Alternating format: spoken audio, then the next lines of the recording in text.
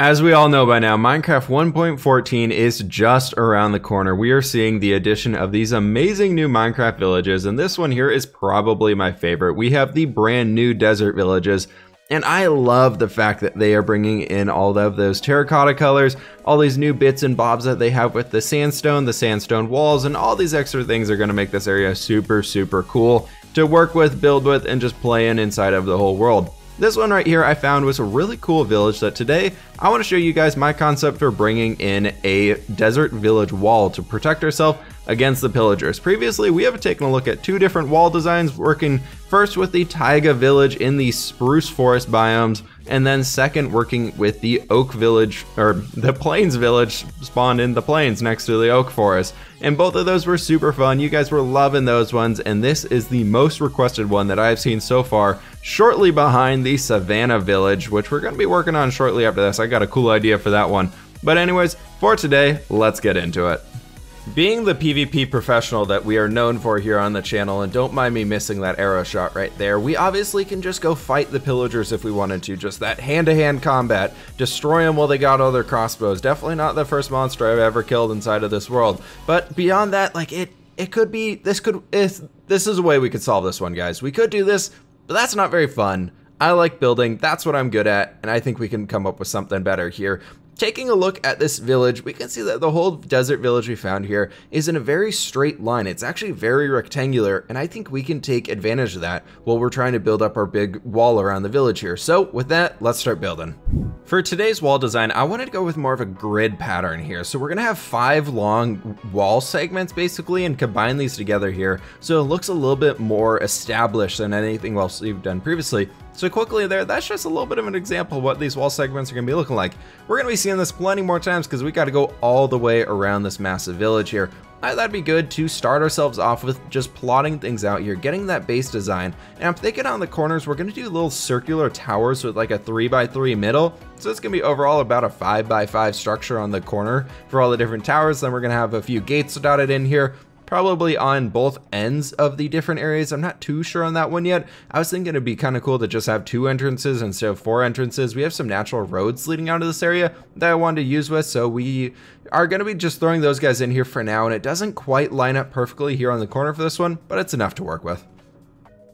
As mentioned, we are going to be tackling this wall a few more times going around as we got to surround this entire area here. So I want to quickly show you guys what each little segment will look like here up close as we're bringing it all together, using some of that terracotta that you can find inside of these new desert villages along the base to give ourselves a little bit of a splash of color, then bringing up the sandstone, making it arch over the edge here a little bit. And this top detail bit I absolutely love. We're bringing some stairs basically going against each other. There in the middle, we are using a floating sandstone slab to help elevate it up a little bit, add a little bit more detail. Now moving into super speed modes, going around this entire place here, we got a lot of area to cover. You can see back there that we just went by, we're actually going to be building one of these houses into the wall itself. Thought that would be a really cool way of incorporating some of the existing village buildings that we have into the wall. And I broke the door on the outside of it, so don't worry, the villager won't be going into that little section on the outside. But overall, I think it works really well. I gotta say, I think the desert village is now one of my favorite villages in the entire game. Before, previously, I really didn't like them, but now that they have the flat roofs, that little bit of terracotta coloring added into it, I think they're really cool, and I think it'd be fun to really come back in here and transform one using these new design details that they have to them. I don't know, let me know, guys, what's your favorite village? What's your favorite Minecraft village right now? Looking at these new updates, what are you guys most excited for?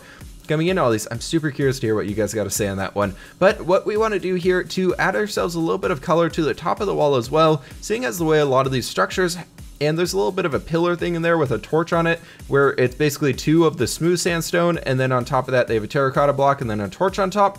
I wanted to echo that into our wall design here to help bring a little bit more of the village feeling into the wall itself. We got our nice iron golem there guarding the inside of the village, but obviously our wall has to look like it belongs as well, and guarding the outside of the village. So that I wanted to bring that in here to get a little bit of a light source on the wall for one, and of course it'll make it a lot more detailed. But I think with that, that's our wall pretty much finished up. Let's jump over to the towers.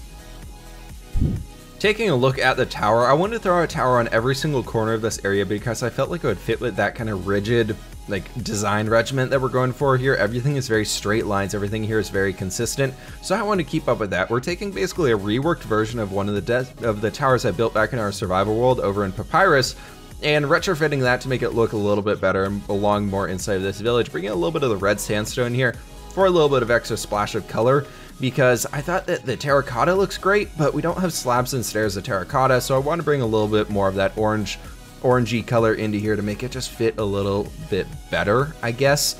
I did want to bring this down on the top. It was too tall for me, so we'll bring it down. And overall, it's basically having a wider base, bringing it into the center, then widening it out again. I do want to rework a few things on here.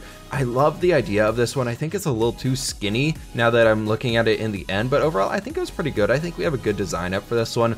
But now that we got the base one in here, we got to bring it around to every single corner of this one. So let's go back to super speed mode here, bring it all the way around, making sure it looks all super cool going around. This one was actually really easy to build and really easy to replicate going around because it's very consistent. There's nothing too crazy about it like any of the other ones that we've done. So luckily these guys are actually really, really fast to build.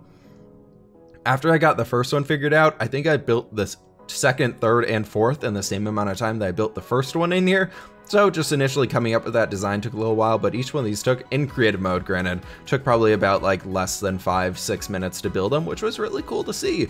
And I love the look that we're getting here with our village, with these walls and towers going all the way around it. I didn't want to make these look too formidable because this is a village after all. It's not supposed to be some crazy fortified palace or city or something like that. So we're going with these shorter walls that you could walk on top of for some village guards to check out. These towers are a little bit on the fancier side because I think that fits the desert theme pretty well, but overall they're still pretty like simple. They're not too crazy or anything like that. Now that the walls are done, we got our towers done, it's time to tackle the gatehouse. We're gonna throw 2 gatehouses in this build today, and we will be getting a bit of a closer look here. I want to go something almost Assassin's Creed styled for all of this stuff.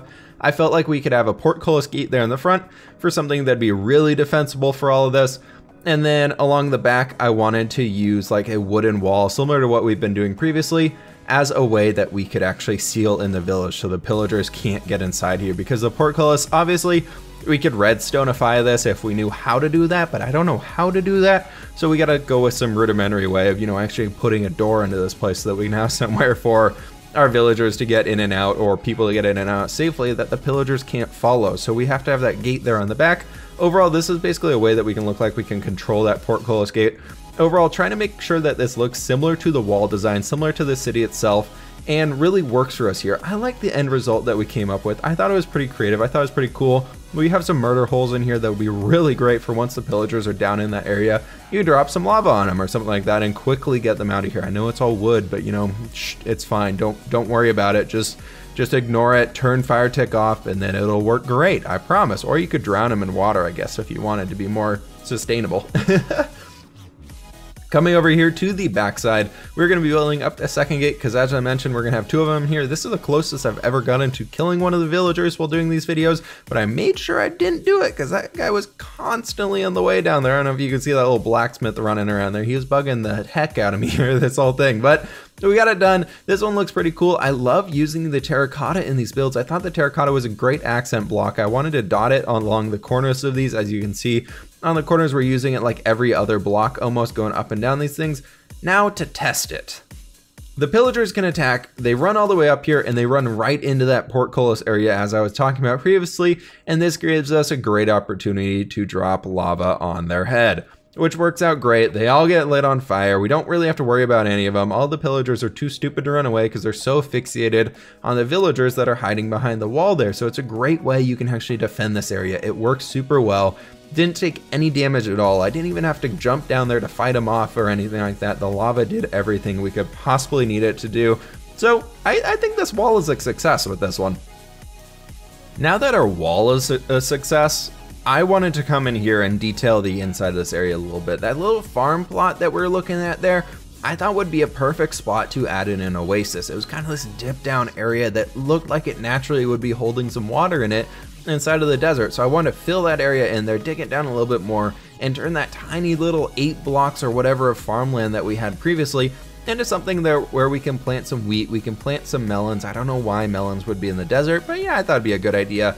And just throwing a few things around here. I was looking at the, like, messing with flowers in here. The lily of the valley, for some reason, stood out to me as a great flower to throw in this area. I think it's just kind of that wider one. Looks like it belong on the Nile River almost. Throwing in a few of those compost bins as well. And lastly, we're just throwing in grass and all that good stuff and bringing in our palm trees to really finish off that desert oasis feel.